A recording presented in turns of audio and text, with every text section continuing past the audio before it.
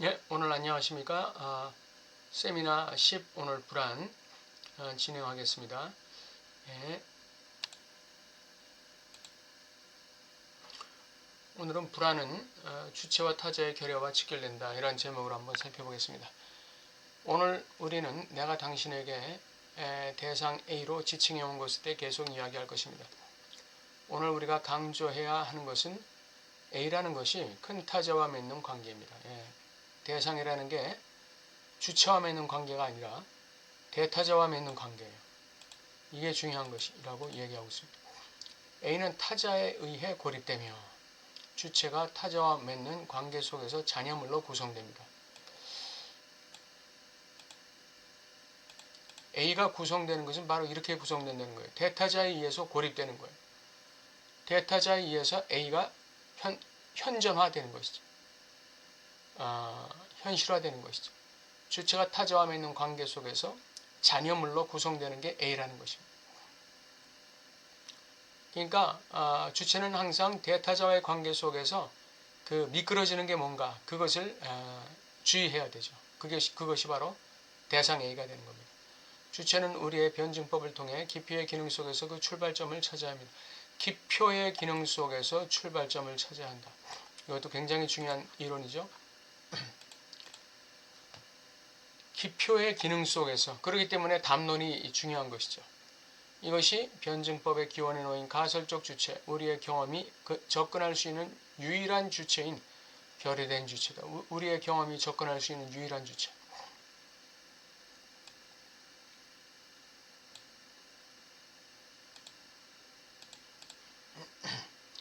이는 기표에 의해 표시된 타자의 장소에서 구성됩니다. 이 결여된 주체가 기표에 의해서 표시된 타자의 장소에서 구성된다. 주체는 타자의 장에서 출현한다는 것이죠. 반대로 타자의 전체 존재는 부재하는 어떤 보증에 달려 있으며 그래서 결여된 타자입니다. 타자의 전체 존재는 부재하는 어떤 보증에 달려 있으며 그러기 때문에 결여된 타자다. 오늘 첫 문장부터 굉장히 중요한 내용이 많이 나옵니다. 지난 시간에 여성 동성애 사례를 출발점으로 삼았는데 여기서 나는 주체가 대상과 맺는 관계의 구조적 특성을 밝혀내 보여주었습니다. 이 본질적 가능성, 대상 A와 관련된 모든 수준에서 항상 발견되는 이 관계는 보편적이라 불릴 수 있고 그것이 잔여물의 기능과 연결되어 있다는 점에서 가장 특유한 함의를 지닙니다. 이 대상 A와 관련된 모든 수준에서 항상 발견되는 이 관계는 잔여물의 기능과 연결되어 있어요. 잔여물의 기능과 연결되어 있다. 잔여물. 이것이 무슨 기능을 할까요? 결여를 등장시키죠. 결여를 현존화시키는 것이죠. 나는 이것을 프로이드 용어를 빌려 행위로의 이행으로 설명하면서 여성 동성애 사례를 그 얘기로 가져다주는 표현인 떨어짐, neither common lesson, 떨어짐이라는 그 표현을 써서 불렀습니다. 이게 이제 행위로의 이행과 행위로의 이행을 설명하면서 이 neither common lesson, 이 떨어짐, 이것으로 이 행위로의 이행을 표시했어요. 이건 프로이드가 말한 것입니다. neither common lesson. 프로이드가 자신의 행위와 행동, 경험에 대해 우리에게 들려준 모든 설명에서 이 떨어짐은 유일하며 동시에 너무 명백하게 그의 텍스트에 드러나 있기 때문에 일부에게는 오히려 그 명백함 때문에 읽을 때 거의 보이지 않게 되기도 합니다. 간파하기가 너무 힘들다는 거예요. 그의 텍스트 도처에 이 neither common이라는 말이 많이 나오기 때문에 이걸 그냥 간과할 수 있다는 것이죠. 이 떨어짐, neither common lesson, 이것은 행위로의 이행의 본질적 상관물입니다.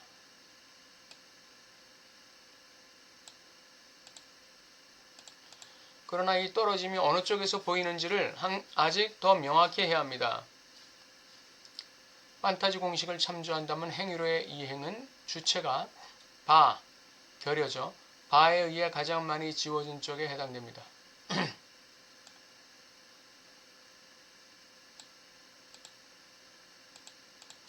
행위로의 이행의 순간은 주체가 가장 큰 당혹감을 느끼는 순간이에요. 예.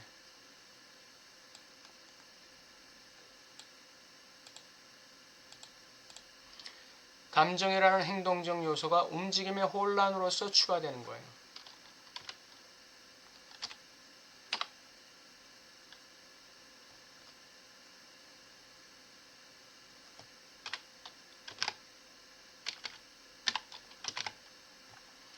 그러니까 행위로의 이행이 이루어지는 그 순간에 어떤 것이 있나요?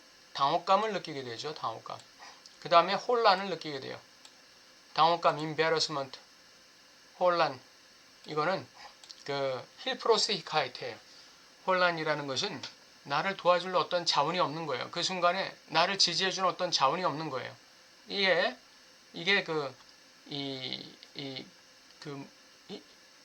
도움의 결여로서의 힐프로스히카이트예요. 혼란. 그리고 당혹이라는 건 너무 많은 어떤 법이 들어오는 거예요. 예.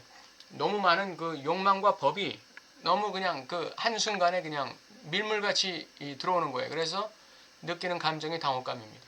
이 두 가지 감정이 합해질 때 행위로의 이행이 이루어져요. 그때 주체는 자신이 위치한 곳에서 근본적으로 역사화된 주체로서 무대 자리에서 주체로서의 위치를 유지하다가 무대에서 벗어나요.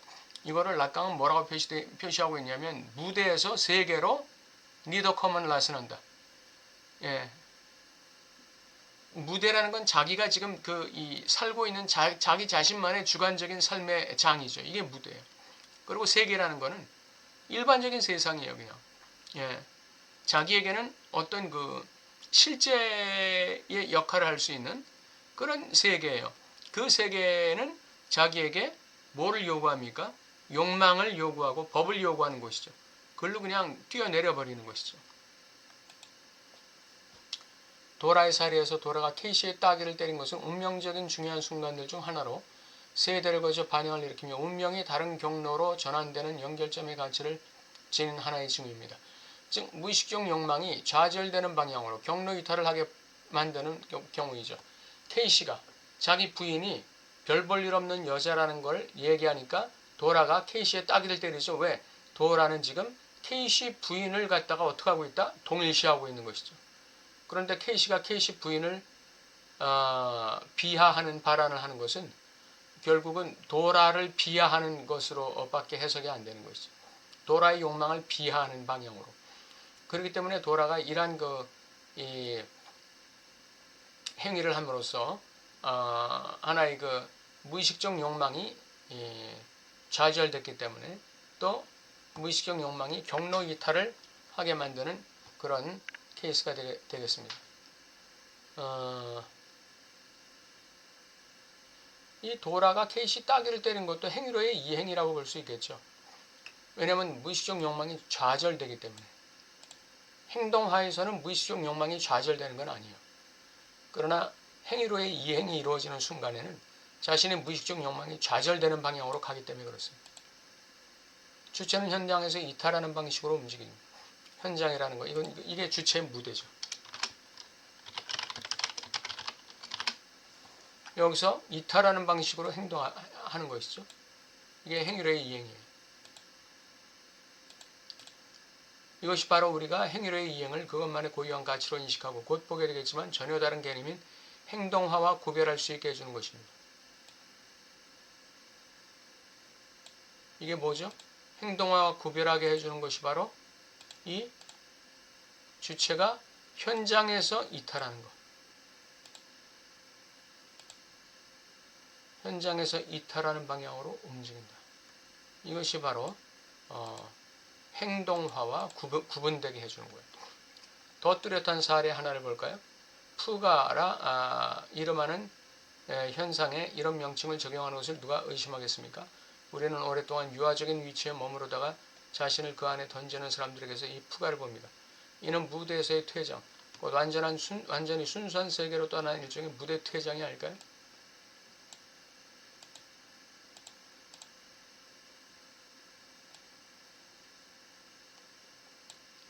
순수 주체가 되는 것이죠.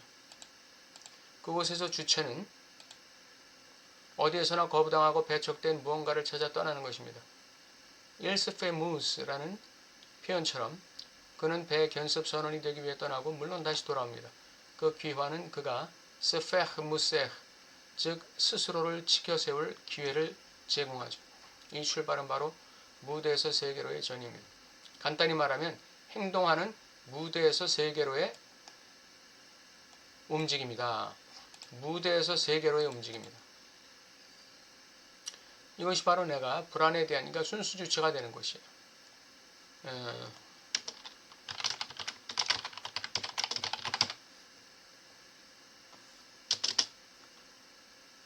순수 주체로 자신의 위치를 이동시키는 것입니다.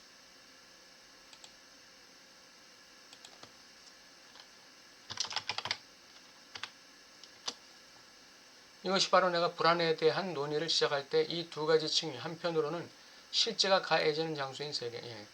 이 세계라는 것은 도착증자에게 있어서는 실제가 가해지는 장소예요.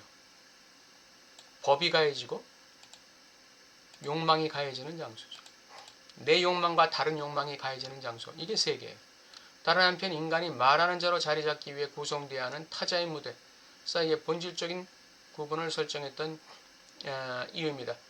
실제가 가해지는 장소인 세계와 다른 한편 인간이 말하는 자로 자리 잡기 위해 구성되어야 하는 타자의 무대는 다르다. 이 두 개는 구분되어야 된다. 실제가 가해지는 장소인 세계, 이거는 법이 가차없는 법이 적용되는 곳이죠.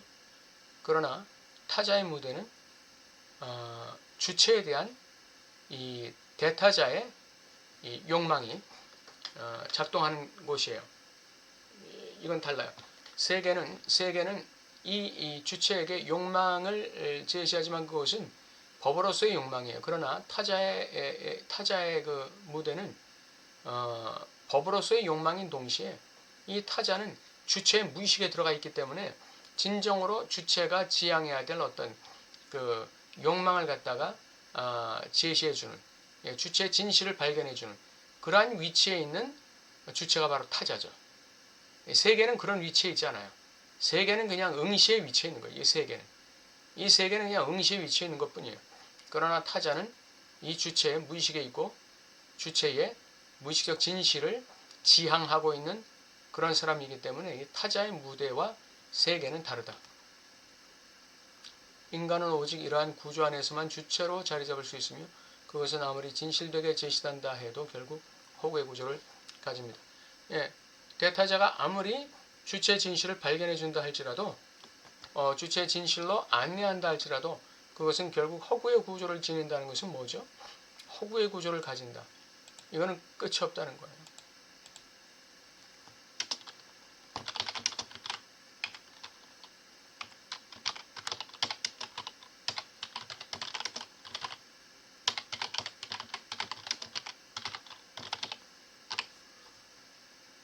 이거는 계속적인 변증법적 구조입니다.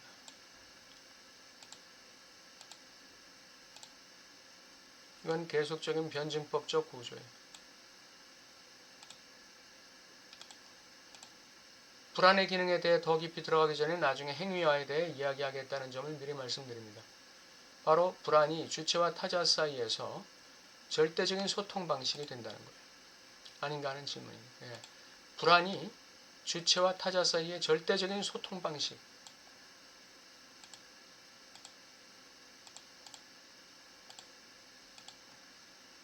이게 아닌가 하는 점입니다. 이 점에서 불안은 두 주체 모두에게 공통되는 방식일 수 있다고 말해도 무방하지 않을까요?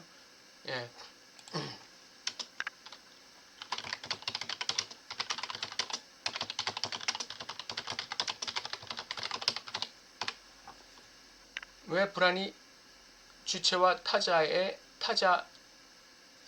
양자에게 공통되는 방식일까요? 그 양자의 결여와 직결되기 때문에 양자의 결여와 주체의 결여는 대타자의 결여에서 출생하는 것이죠. 주체의 결여는 대타자의 결여에서 성찰되는 거예요. 그렇기 때문에 대타자의 결여를 발견하면서 주체가 자신의 결여를 대면하게 될 때 그때 불안이 발생하죠. 불안은 이건 자아의 내적인 어떤 이 발현입니다. 불안은 주체의 자아에서 발현되는 거예요. 이건 내적인 것인데 불안은 외부에서 오잖아요. 내부에서 일어나는 것이죠. 내부에서 일어나는데 이게 타자의 결여에 직결되어 있다. 불안이. 타자의 결여와 연결되어 있다. 이 불안이라는 건 결여의 자리에서 나오는 것입니다. 결여의 자리에서 발원하는 거예요. 근데 그 결여라는 건 타자의 결여에서 탄생되는 거예요. 그렇기 때문에 주체의 결여는 타자의 결여의 장애, 타자의 결여의 자리에 있는 거고 거기서 불안이 나오는 것이죠. 이와 관련하여 우리는 특정 동물에게도 불안이 존재한다는 사실을 고려하고 해야 한다고 봅니다. 우리는 어떻게 동물의 감정을 확신할 수 있을까요? 실제로 불안은 우리가 동물에게서 만났을 때 확신할 수 있는 유일한 감정입니다.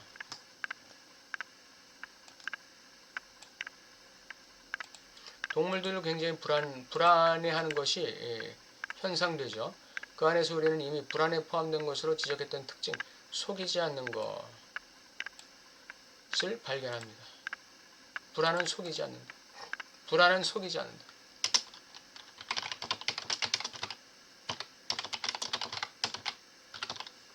이게 락강의 명제. 불안은 대상이 있고 속이지 않는다.